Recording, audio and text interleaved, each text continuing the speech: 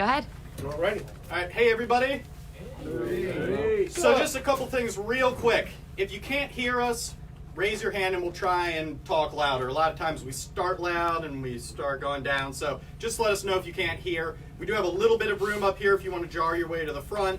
Other than that, we're going to mostly save questions till the end. We're all going to be hanging out here for at least a half hour after this as well. So if you have really specific questions on lures, places, those sort of things, definitely happy to answer any of that as we go. A couple other little things before we get started. We actually just started a tournament today, and Shimano is sponsoring it with us. So it's a Snakehead tournament. The buy-in for the tournament isn't cash. You actually just buy $150 worth of Shimano any product, and that enters you in the tournament. You get a hat, and it'll be a cash payout prize. So if you're interested in that, the sign-ups for that will be going on for the next month and a half or so. Till April 4th. April 4th, yeah. And I think the tournament starts April 7th. 6th. April 6th. Yeah, I've got the dates right, so that's good. So anyway, today is our first part of our Snakehead seminar. So this is a two-part series. Next week is the second part. Today we're going to mostly be focusing on Western Shore snakehead fishing. The big thing there is everybody knows these snakeheads are in Blackwater. We all know all these other spots, but obviously that's a pretty big haul, and the population has really moved heavily into the Western Shore. A lot of really good places to fish from land, by boat, and it's constantly expanding. Many of you don't know, snakehead spawn twice a year, so we get a spring spawn, and then they do it again in the fall. So one of the really interesting things we're going to be looking at this year is last year was the first year we really saw the snakeheads, I think, relevant in most creeks and rivers on the Western Shore. So whether that's the Magothy, Severn River, they were there. You know, whether you were catching them or not, they were there. But they all had a big spring spawn and they had a big fall spawn. Then they go away. You haven't seen them or heard from them. Our expectation is that April, as this water warms up, you're going to start seeing them in a lot of places. Most of the places we're going to show you today are places we've caught them. We know where they are on the Western Shore, but we were talking about this earlier. A lot of those creeks that you fish in, that you perch fish and pickerel fish, and you go up to a certain point and then you don't go farther back because it's all mud flats and it's all reeds and this and that, those are going to really be your targeted areas. So just because we're not going over certain places certainly doesn't mean they aren't there. Again, we just spoke about the Magothy. There's not as much public access to the Magothy, but they are certainly in most creeks, especially in the farther up headwaters. So if you got a boat, kayak, anywhere in the Magothy, Severn, if you can get up there, they're going to be there. And they're already there, like Mike was saying. But if you're a shore fisherman, then there's not too many areas in both of those. But today we are going to give you some of those areas where you can go catch them by shore, kayak, boat, and most of them are going to be within 45 minutes of here, maybe less. So we're going to get started with them. So first thing, I want to introduce Alex Perez here and John Hand. Work at the store. These are more my expert snakehead fishermen. They like to tag along with each other. You guys fish from land, you guys fish kayaks, boats, kind of the whole gamut. We also took a big poll on Instagram. What did people want to talk about? So the first question, of course, is where can we bank fish on the Western Shore for snakehead? So Alex is going to take over real quick and get you on some spots that you can shore fish for snakehead. So one of the biggest areas in this general area here within 30 minutes of Annapolis, maybe less, is the Patuxent River. Most of you guys, or maybe some of you guys, have perch fish there, all kinds of fishing. Now, the snakeheads have actually moved throughout the river, meaning anywhere from the bottom closer to the actual bay in Solomon's Island, all the way up to Savage Mills, where, you know, most people go trout fishing and all of that. So all those areas in that river have snakeheads now. Now, I'm going to show you guys a couple of areas here where me, John, and a couple other people, and some of the guys that have been fishing for a long time, we've gone there and caught them. Now, most of these areas are going to be related to the spring fishing because those fish act a lot different in the spring, and especially in the river system, like the Patuxent, especially the upper part of the Patuxent, because it's not the same as Blackwater. Blackwater, you're used to marshy areas, mud flats, super shallow water. Now you're going to do the opposite. You're fishing deeper holes, 8-10 foot of water, maybe a little bit less in some spots. You're fishing some areas with heavier current, so your tow techniques are going to change. Now those fish are there, and there is some big fish in those areas. We're talking about, we've gone up to 10 pounds, maybe a little more. Yeah, roughly. We had one that was over 32. Yep, so there's big fish in there. Now, we haven't cut the numbers that you're going to catch in Blackwater, but it is closer to home. So whenever we don't want to drive down there, we just go down the street. For me, it's pretty much a Crofton, Odenton area where I go, which is 5 minutes from my house, and I can just drive down there. And these areas that I'm going to show you are mainly going to be bank fishing, meaning you're going to go from one spot to the other, you're going to drive around, and I'm going to show you guys some of the holes and areas here. Now, one thing I can start you off with is the fish from these areas are actually going to be there after it rains. So those fish are mainly in the lower section of the Patuxent, but once it rains and you get a flood, the water gets nasty, the water level raises up, those fish actually move up, especially when we come up to March, April. April's going to be the primary time for them up in that upper part. Those fish are going to wait for that water to come up. They're going to move up, and they're going to stage on each one of those deeper holes that I'm going to show you. Now, you're going to have limited amount of fish on each one of those holes, so that's why you want to move around, because people go to these spots and catch one here, keep one here, here and there, so those fish kind of disappear or they keep moving. Once the water goes to a lower level, then they get stuck there. Besides that, you gotta wait for another rain so more fish move up and those fish move around. So I'm gonna start you guys off here in this Crofton area. If you guys can see that, that's Crofton, and I'm pretty sure a lot of guys, if you guys live around here, you guys probably have driven past this area here. So this is it's Crane Highway, Route 3, right in the intersection with 450. There's a bridge right there. I don't know if you guys can see that right up there. There's a bridge there. I've been fishing there since I moved to Maryland probably about 15, 16 years ago.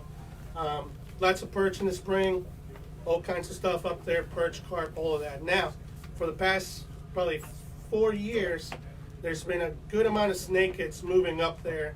And the reason why we fish there is because that water, because of the bridge, drops down to about 10, 12 feet right by the bridge. As you move up, it gets pretty shallow. There's laydowns, there's an actual sandbar, and there's a drop down. Generally speaking, with any kind of fish, they're going to use that sandbar to ambush bait. Any kind of fish, anything that flows down the river. So those fish are going to be stacked there. Now, when you're river fishing, what's the points you look for, John? The contradictory thing that most people will say is snakeheads do not like current. That's absolutely false. There's spots where we'll see water ripping, and we'll throw a bait in there, and to be surprised, we'll pull 2 or 3 fish out of the same hole. They're looking to ambush prey. There may be a rock there, there could be a stump. You'll see water moving around that object, cast to it. They're no different than you see most bass in these rivers. They're waiting to ambush prey coming downriver, whether it's a crayfish, a minnow, anything really, any appetizer looks. With this spot in particular, anything along here, like he says, there's a ledge, there's deeper waters here. Most people like to park along this side here. There's a little bit of a trail going down, like a cement path.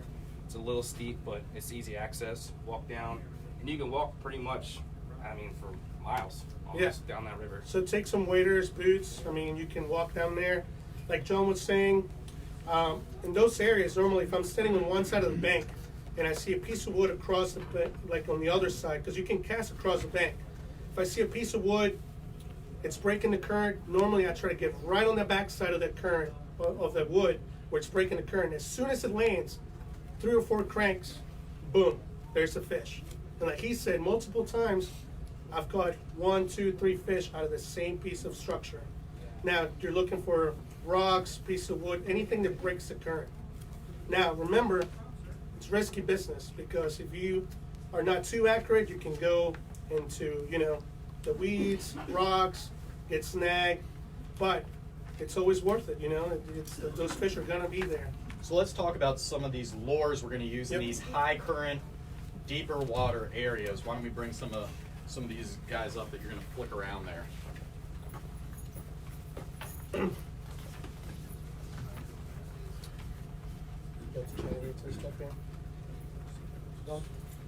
All right, so I'm going to start off with one bait that a lot of people don't really use for snakeheads, but it will work. Now, as you can see, that's a spinnerbait. And why do I use a spinnerbait in those high current areas? One, a lot of flash, a lot of vibration. Now, I use heavier weights now. Most people in those, like around Blackwater, are using what?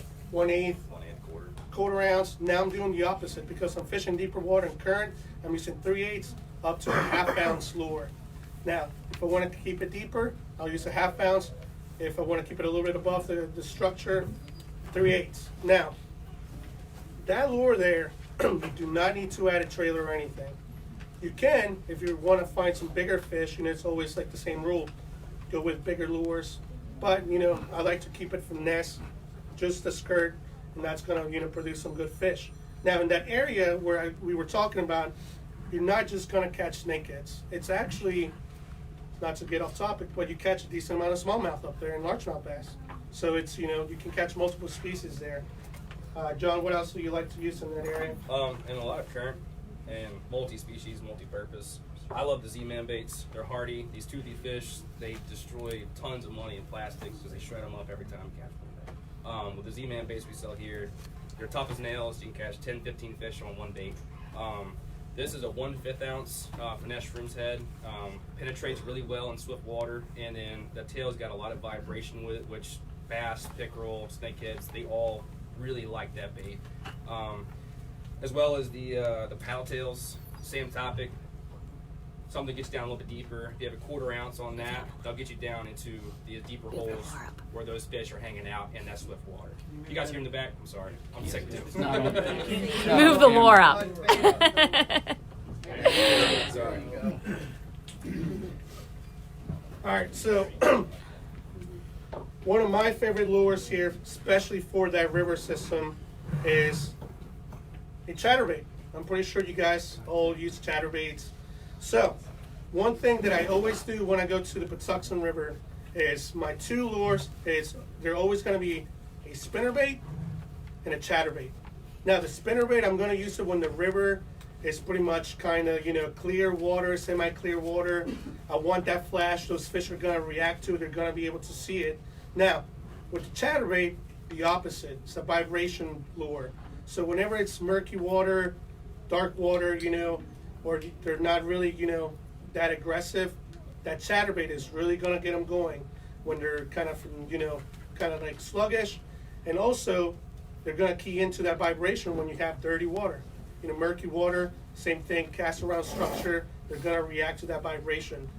One thing I like to do there is run a trailer with the chatterbait. For some reason, most of the time, in that general spot, they like that paddle tail. Put in a little paddle tail in the back there, and that's a pretty good bait.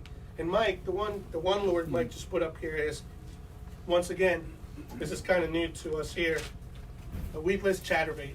So with that, you can have a little more confidence to get right into that structure, get it in there, pop it out, and a lot of times I'll purposely let it hang in that structure and just rip it, and that creates a reaction strike from those fish. Yeah, so as Alex said, a lot of this is kind of how we're fishing and how you're attacking it. So a lot of the attack here is starting with these spinner baits, things that you can cast, retrieve quickly, that you can easily target these fish. As he said, they may be in these holes, they may not. So a lot of times you're bouncing around spot to spot. Usually it's going to be spinner bait, spinner bait, spinner bait. When that doesn't work, you have those darker water, then that's when we're going to start hitting some of these other baits. So he was showing you kind of a bigger spinner bait here, which is great because, like you said, it's going to get you deeper. And all of them are going to work. A Meps, a little minnow Vibrax or anything like that is going to have the same spinner bait effect. Right. One of the other big questions we got are, what tactics do you use when they won't commit to the lure? So the first tactic is switching the lure, which is where you go to the chatterbait and something that's going to create, again, a different look. You're not as much going for the fish seeing it. You're going for that lateral line, being able to feel what's happening with that bait. Color-wise, too, is a big deal. Now, we've been on white. I feel like we still are mostly on that, but it's not always right. Right. So my two colors, or our two colors, are always white and black. And why would you use black, John? There's a lot of days where I'll go out and, especially on sunny days where there's not a lot of contrast in this murky water, I will throw a black and blue. And you can notice a dramatic difference on days like that where you're throwing those normal go-to baits and they're just not committing. Change it up a little bit, change your contrast. We even use the spike it dyes here. I'm a firm believer in those. I put them on all my baits. The black and blue gamblers that we sell here, they actually have a blue tail and a black body. Those things are money. Love those things. But if those normal things aren't working and the weather's kind of changing up on you, you're getting a little bit of cloudy, overcast days, rainy days, change up your color a little bit, it might make that difference. Yep. The other thing, just general, speaking on all kind of fishing, like you mentioned, when you have weather changes and they're, finicky, downsize your lure. That's the biggest thing I can tell you is when they get finicky like that, you can always downsize your lure to a smaller bait, like smaller chatterbaits, smaller spinner baits.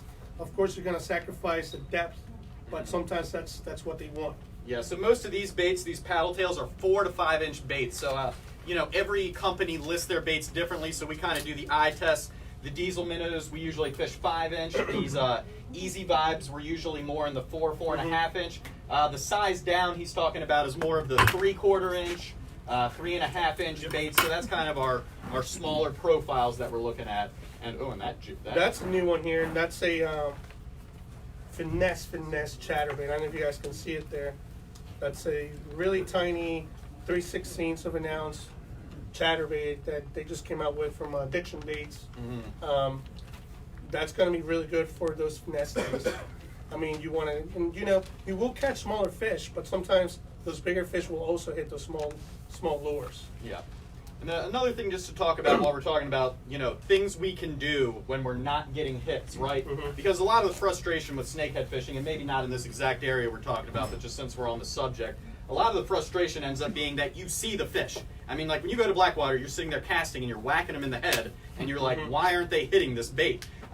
So a lot of it is, let's change baits. And talking to people and actually trying these things out too, sometimes it's just ticking them off. They want to stay where they are, and they don't want to move.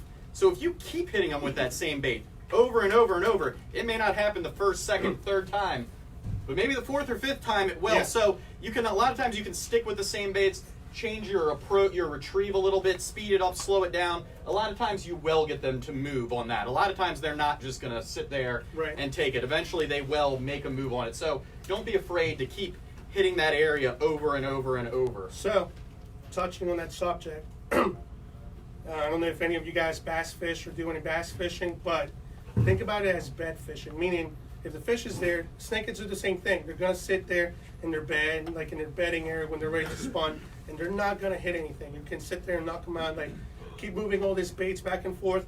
And last year, I was sitting there seeing a 14-pound snakehead just doing its thing. I was running the frog, chatterbait, everything that went through it. They weren't, will not touch it. Now, I sat there and I was like, okay, let's relate this to my bass fishing. What do I do when I see a bedding fish?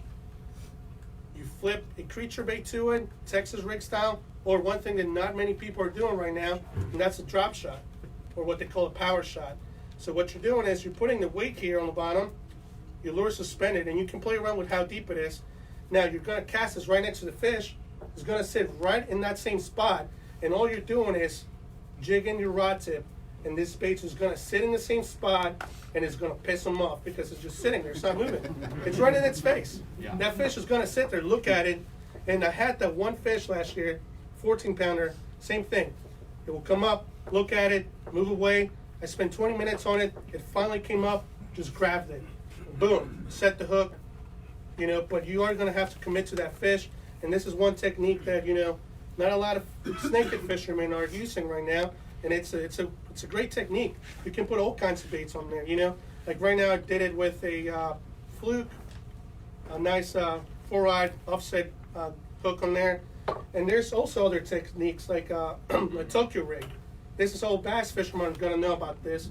and it's just a short, heavy wire where you put your weight, same thing, but a lot shorter. So you can put your bait on there, same thing. It's going to sit closer, and you're just jigging it right in front of their face. And of course, if you spend 10 minutes, 12 minutes on it and it doesn't hit, move on, find some other fish, keep doing the same thing. With the water temperatures warming up the way they are right now, all this warm weather we have, we expect them, there's probably certain spots that they are spawning right now. You would expect they generally spawn a little earlier than, bass do and whatnot. So really this early April, mid-April, late April, we're really talking about now. So a lot of these techniques are things we're going to be using all through April into early May. Just try and hit these fish. So anyway, why don't we move on to a couple other spots? Yeah. So this was one of those in the Patuxent here. Just kind of like a quick thing on that. If you go up here in the same river system. Do you want the map on the TV, guys? Oh yeah. Whatever.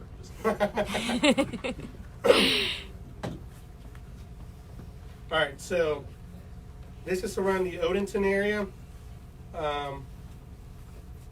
This is Patuxent Road, right off Crane Highway. There's a trail parking spot area. As you can see, there's ponds there. This one you just have to hike a little bit towards the river here. Where do you park off at? The parking spot is going to be right there. You guys see that? So that's the WB&A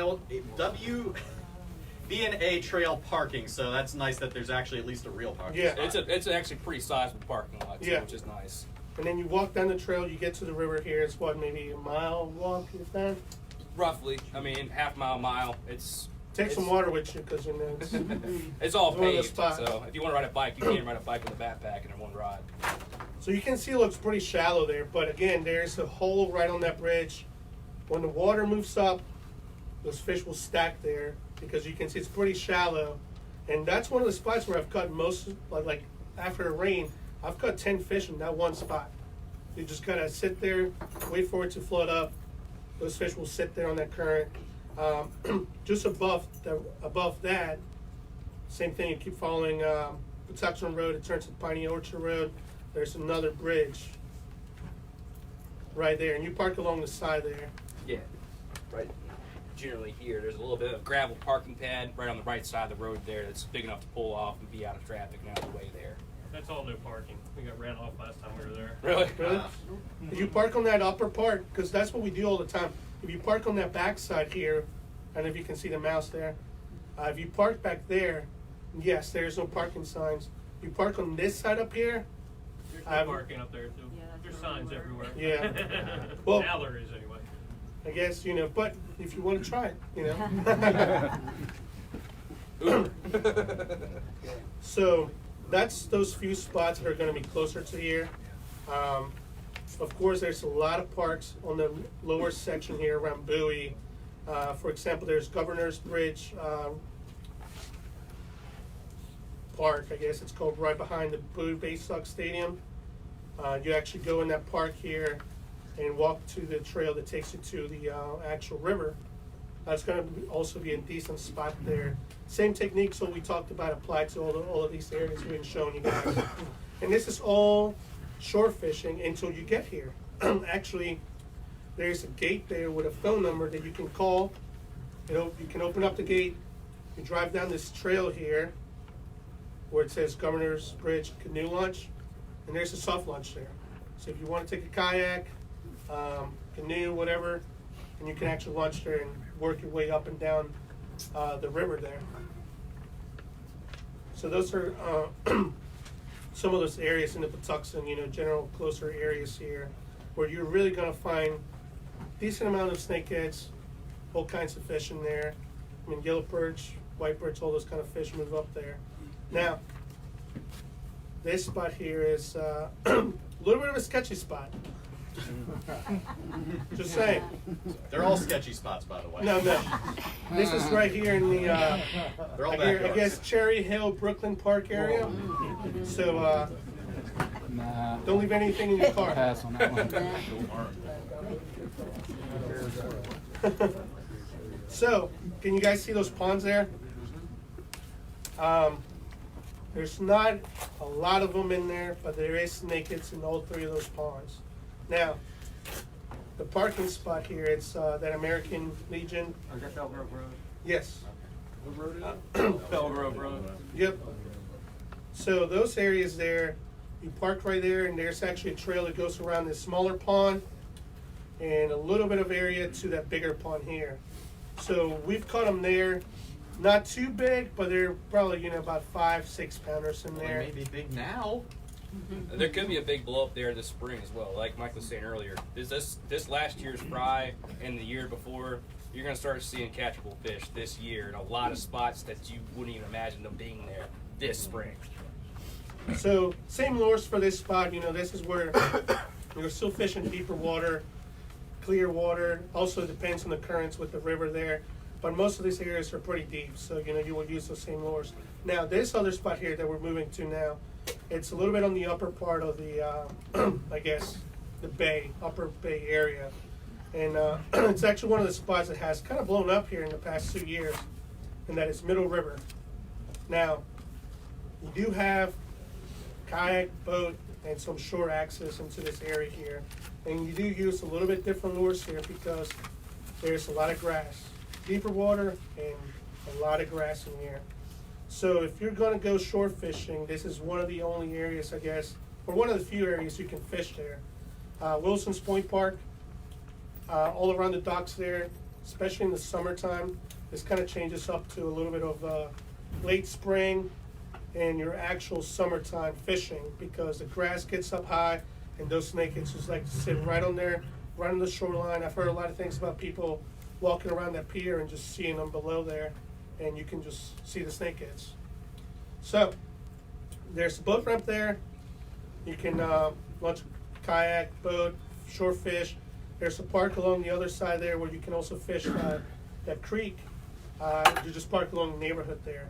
So we'll go over some of the lures here for targeting snakeheads in that general area there, because like we said, it is a lot different than the river itself, the Patuxent River. Yeah, so when we're fishing places like this, grass is going to be a lot more like fishing black water. I don't do that. So historically, everyone with thick grass, they want to throw weedless baits, i.e. frogs. This particular frog is the pivot frog.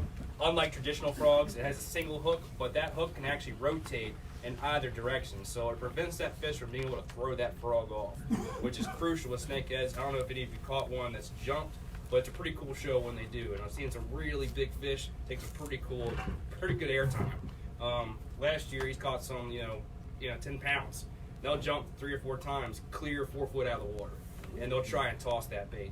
And this hook here on this bait will prevent that.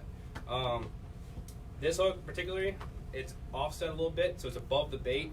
Means a quicker hook set. You don't have to sit there and wait nearly as long as you would with normal topwater bait. Sit there, let them choke on it, then set it. I'm usually, if I count to 5, and I'm setting the hook on this one. And it actually does not get hung up nearly as much as you think it would with having that exposed hook. Mm-hmm. And there's a lot of different topwater baits. So the frog is the one everybody goes for. It's what you would think they would hit and whatnot. Whopper Plopper is probably were one of the first most popular baits because it's a prop bait. So topwater prop bait throws all kinds of water around, really ticks them off. They love that. Since then, they've come out with a bunch of different prop baits. Like this is Lunker Hunt's prop fish here, which gets a lot of great action from it. So a lot of different types of topwater lures. I think we love the ones that have a ton of action on them. So so those sort of not necessarily trying to mimic a frog, trying to mimic a turtle, this and that. A lot more about the action. Topwater fishing for snakehead fish is not much different than any other fishing. If you're fishing at noon and the sun is up, they're not going to hit topwater as well. If it's early morning, late evening, they're going to hit it better. So I think a lot of people have this idea in their head that, hey, this is a toothy, aggressive fish. I'm going to throw topwater bait all day long. I've fished with people who, insistently said, no, I'm just going to keep doing this. And it's like, that's not going to always work. It's a great strategy for these shallow areas, these grassy areas, but mostly early morning, mostly evening. So during the daytime, we're fishing kind of two different things for the most part, which is going to be weedless paddle tails and, well, really weedless paddle tails or with spinners. So we've got a couple rigs we make up that have inline spinners on them. Again, just adds more flash, more vibration along with a weedless hook on it. Or you can just fish a paddle tail by itself. without the front on it. The big difference is without the actual spinner on it, you can let it lay. So we were just talking about kind of teasing that fish and being able to lay a bait there. Without this spinner on it, you can really work that bait in a small area for a while. You can add a lot more action, a lot more on the fall with that, whereas this inline spinner is going to mostly be a straight retrieve. So you kind of have to gauge, you know, how you're fishing. I would fish something more like this if I was just gotten to an area, because I can cast, retrieve, see if fish are hitting quick. If they're not, then I can change my strategy. As you said before, they swim up to almost every bait, especially on the spawn. They're protecting their young, so even if they're here and your bait's over here, it's not even near their fry, they're going to come over and see what's going on. So a lot of times, these sort of spinner baits like this are just nice, because then you actually see that there's a fish there. You may not have saw it before. Now you can at least say, okay, like that was something just swam up to that bait, and then you can change that attack to try and actually hit that fish. So one little tip with Topwater Lures is, normally I like to prop baits more, to use them more of like you mentioned, a search bait. A lot of times if they're not really committing to stuff, if they're not that aggressive, they'll come up to it, like you said, and you see where that fish is. Now, you keep throwing it around, you're gonna see where there's multiple fish, you know, because they'll come up, you won't blow up on it, and then you can go from nest and go to a mice or, you know, rat, whatever you want to call it. And the reason why is because those baits, you can actually walk the dog with this bait.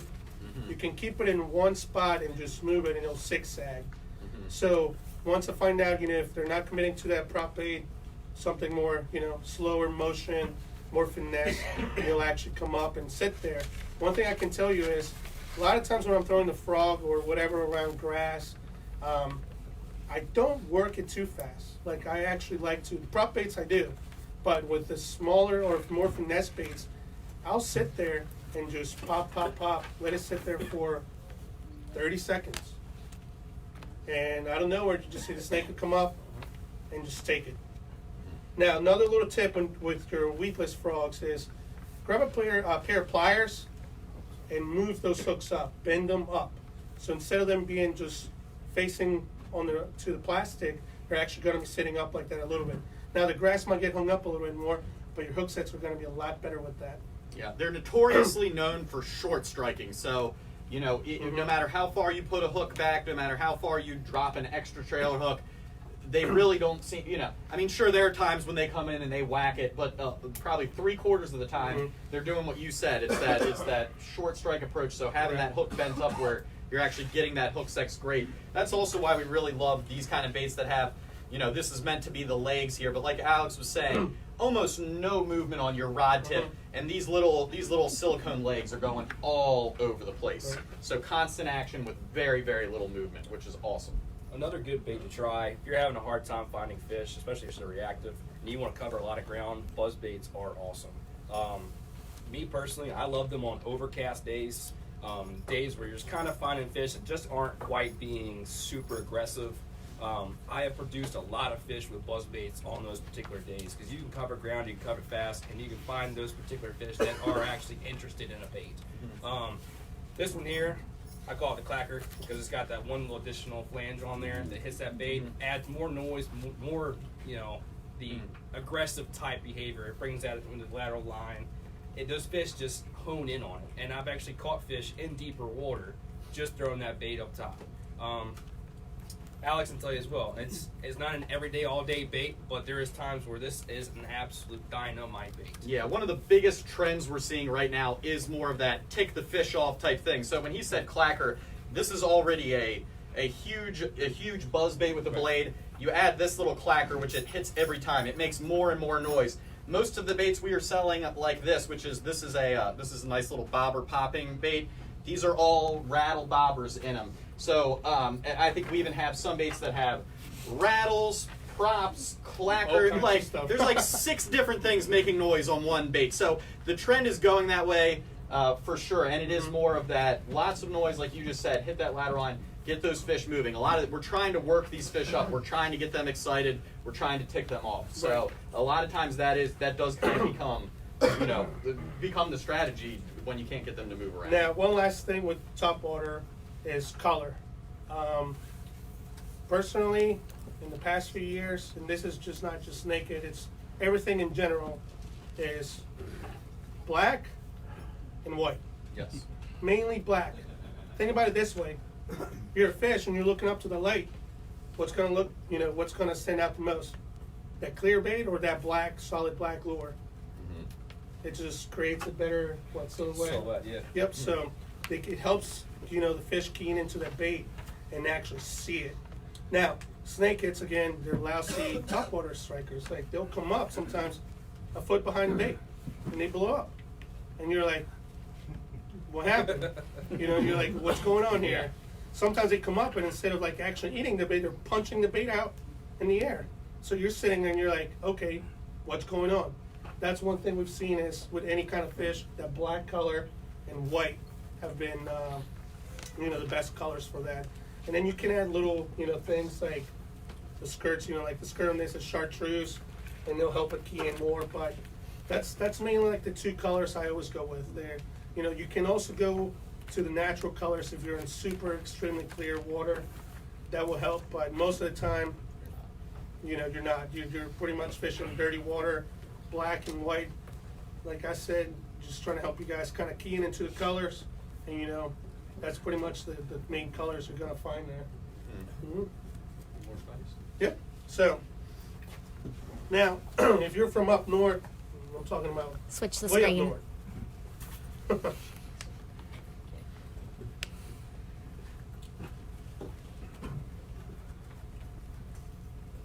Now, most of the snakeheads are going to be in all the creeks in the Upper Bay now. You're talking about, or rivers, Bush River.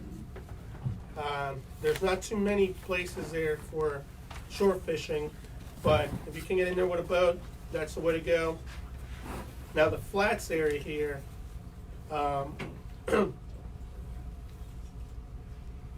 Perryville or Perry Point, Perryville, everything in this area here. There's a park actually, Perryville Community Park.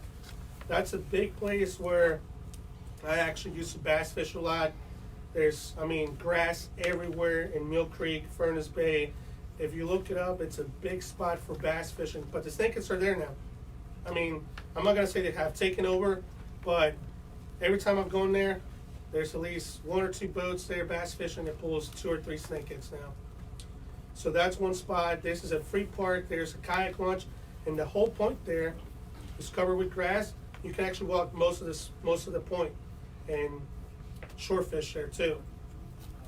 Now, if you get across here, and this is Harvey de Grace, especially around this whole boat ramp or around the town here on this back side, there's a trail that goes through there on the shoreline. There's grass everywhere there, shallow water. Well, this is Miller Memory Park.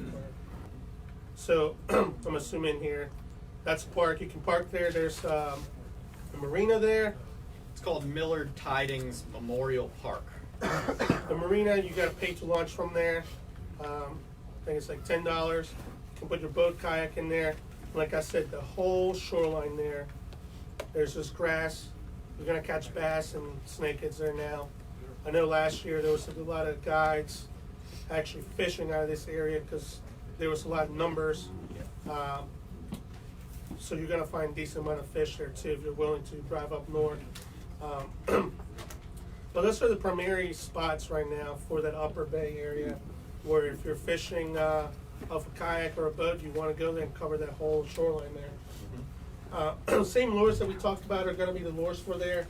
Frogs, buzz baits, paddle tails, all the good stuff. Same colors, black and blue and white are going to be the primary areas there. So we have a question from IG on how to catch snakehead in Mallos Bay. So first, let's show people where that is. All right, Mallos Bay. So now we're going down south in what's that, Charles County? Yeah, so now we're moving down a little bit farther south on the Potomac here to a place called Mallos Bay, which is a bunch of shipwrecks or old sunken ships there. Yep. So I don't know if you guys can see that, but you can see it out here. Yeah, you can see all those ships. All the on ships and satellite. whatnot. So that's a lot of good structure there. Now this is really tidal water, meaning there's about a 2 foot difference on the tides there. So those snakeheads are going to key into all that actual structure. Wood, there's rebar, all kinds of crazy stuff in there. That's a decent spot to fish for them, but the main key is actually fishing this little inside cove here because it's just full of grass. If you can get in the back here on a kayak or a boat, they're really stacked in there. Now, how do you catch them there? Same thing. Every time I've gone in the back, in that back area on a kayak and get really deep in those weeds, the big difference about Potomac snakeheads are, since they've been pressured so much now, because that's really where they kind of got started, is that most of those fish are going to be really smart fish actually. A lot of those areas in the back area there, you're going to see their backs out of their water. They are bigger fish. So what you want to do is sit there and pretty much same thing. Piss them off, or if you're bow fishing or whatever, you just see them and just get them. Because it's super shallow water. I mean, we're talking about inches of water up there. But same thing back there. I love using the frog and buzz baits. Pretty much that's primarily what I'm using back there.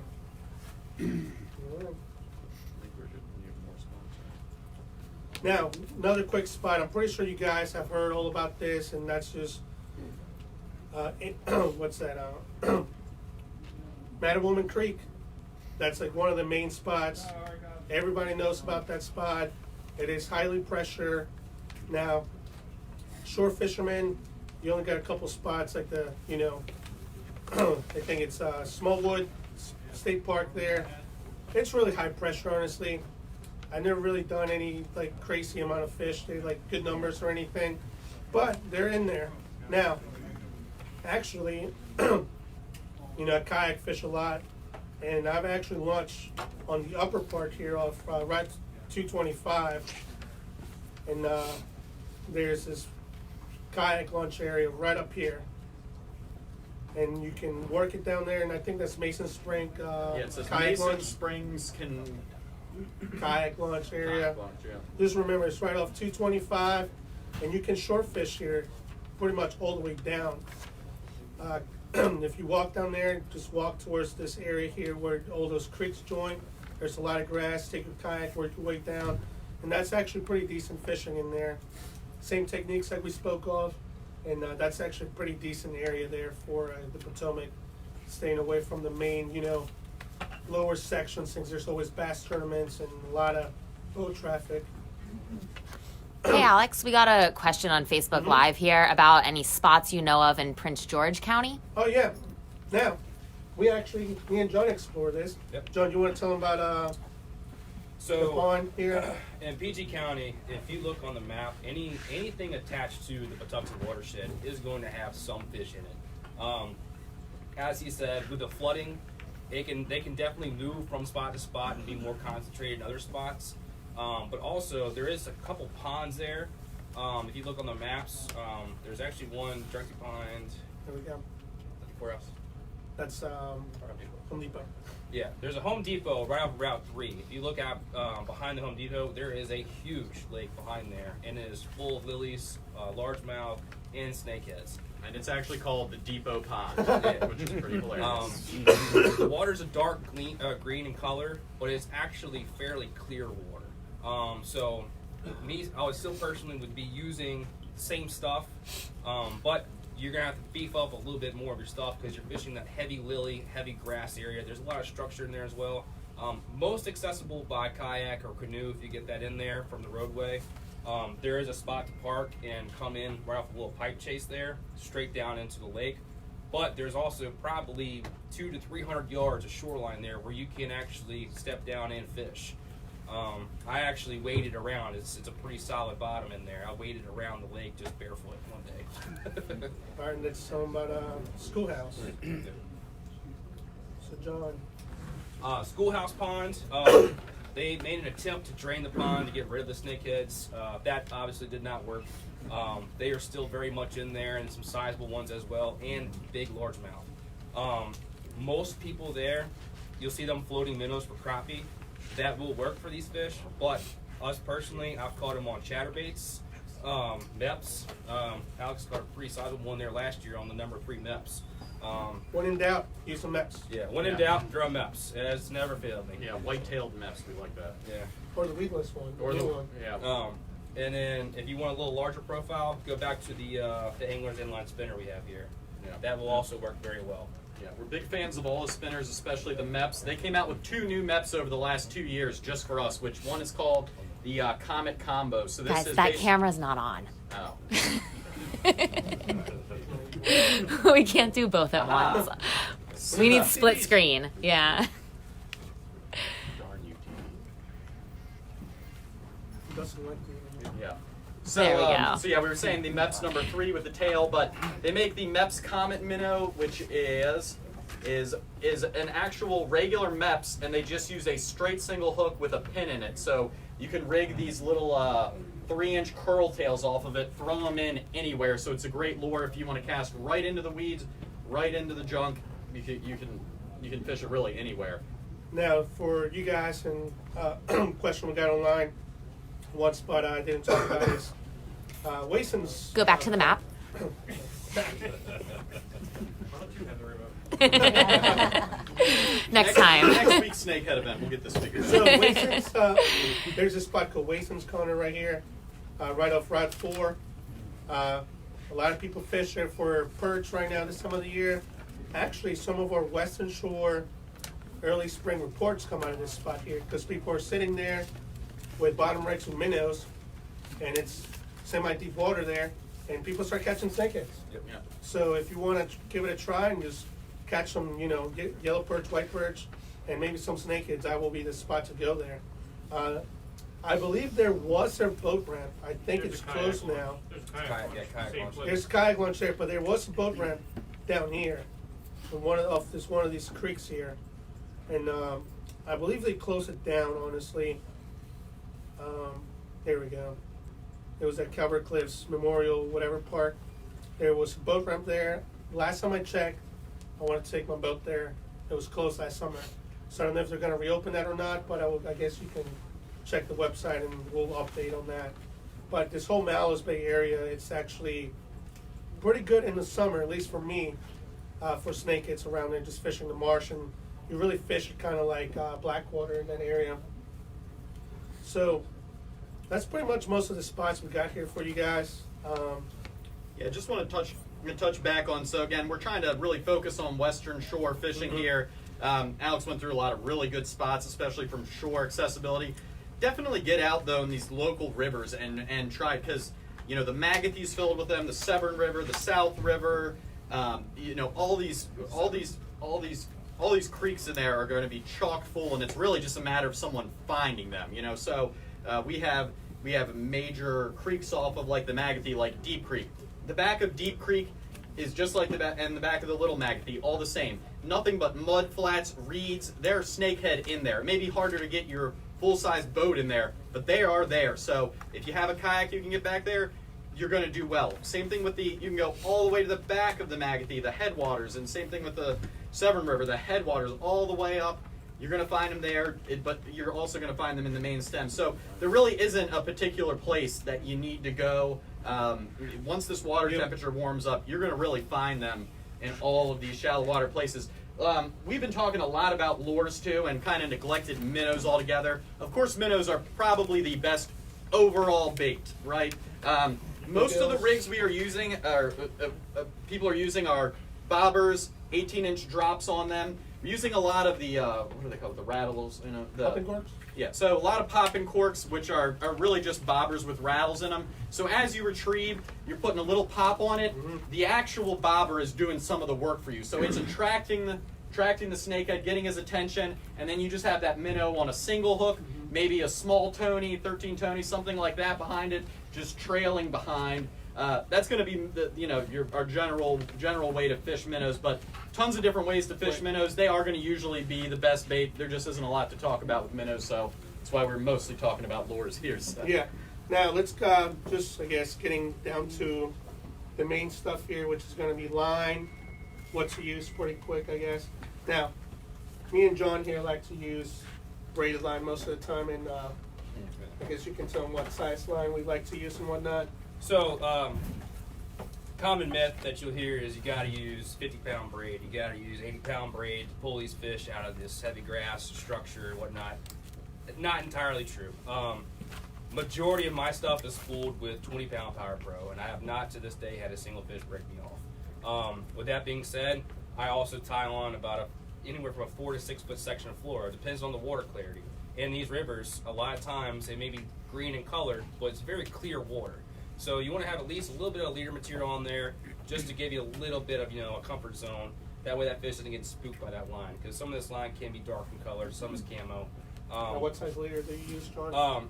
Me, I like 20 because it's supple and soft, not too thick for swim baits, flukes, things of that nature. If you're throwing these heavier chatter baits, spinner baits, you can go up to the 25 or 30-pound test if you'd like. It's personal preference at that point. Now, one thing with different braids, like Mike likes to use a lot of this 8-string line. Do I? But he likes the spider wire. Just kidding. Yeah. But difference here, I don't know if any of you guys know, 8-string braid is going to be smoother, softer. You will be able to cast pretty long distances. Right. But it is typically not as strong as a 4-string. Now, the 4-string is going to be rougher, a little bit thicker, but it will be a lot stronger. And the reason why is because it doesn't go flat as fast as a 8-string line. Now, with that said, the color to me doesn't really matter, honestly, because most of the time, like John said, we're using leaders. So if you like to see your line, you can go bright colors. I always stay with the green. One thing I do personally is when I'm fishing subsurface baits like paddle tails, chatterbaits, all that, especially for the rivers here like the Patuxent, I do like to go fluoro. Now, when I'm fishing topwater, specifically around heavy grass, I go mono. Not that the reason why is because fluorocarbon is denser, it sinks a little bit. Not that it will do it to a big drastic change on the actual motion of your topwater baits. I just don't feel comfortable sometimes doing that. So go with the heavy mono. And now the cool thing about using braid is you can go from 20, 30, 40, whatever amount of heavy leader you can. Now we use a couple different knots for that. We personally like to do an FG knot. You can do a uni. FG knots is going to be really small, especially with the guides on your rods. Especially if you're going to 40, 50-pound leader. We don't do it a lot. The heaviest I personally go is 30 most of the time. I have gone to probably 40-pound leader in a couple of spots when I'm fishing that heavy grass in like the Upper Bay and Middle River and all those areas. But anywhere in Eastern Shore, 20 pound. That's really all you need. Now, some of those snakeheads will cut through that line, but it doesn't happen that much. They're not like pickerel, Pickerel are meant to just cut through stuff like their teeth. Snakeheads are more meant to just grab onto things. Yeah. So that's one big thing with that. Yeah, you're not too much worried about their teeth as much as you are just like other fish, the gill plate. Yeah. They really don't fight that hard though. That's not you're not going to be fighting these things for 5 or 10 minutes at a time. They're mostly you're going to hook them, you're going to bring them in, right. You're going to catch them. So now, in must-have tool, what is it? The must-have. Your best friend. The fish grips. I don't know about you. I'm not putting my hand in their mouth. There's a lot of teeth in there. Not a fan. Plus, they just shake a lot. They do shake a lot, and especially if you have treble hooks or stinger hooks, trailer hooks, anything of that sort, you do not want anything to do with a thrashing fish, especially in the 30-inch range, and it's got a lot of power or life left in them. These guys, if you're releasing the fish, that's great. If you plan on keeping the fish and you are going to bash the fish, hit them in the head, kind of concuss them a little bit to pull the hook out, throw them in the cooler, you can use these as that, and then also you can take your hook out a heck of a lot easier than using just one pair of pliers to hold it and another pair of pliers to sit there and dig around and pull your hook out. Yeah, they are extremely dangerous fish. So that's probably the only reason we even bring these little grippers up here is I think the first time I ever went snakehead fishing, caught snakehead, I lost 2 of the 3 fish in my actual cooler, buried with a bag of ice, and like 5 minutes later, it just shoots out. And this is after I've whacked it on the head and all that. So yeah, a metal baseball bat. We sell little tuna bats, little wooden tuna bats, and a pair of lippers. it does a lot of good because they are just a pain in the butt in that, Remember, in the that fight's respect. not over until they're dead, pretty Yep. much, if you're keeping them. 'Cause It they're literally gonna isn't over. they're You lost a gonna lot of keep good moving. fish, and they taste too good to lose. So that's not. Yeah. Yeah, it stinks. Now let's go over some tackle here. Pretty much like your overall kind of tackle rod and reel that I like to use or we like to use.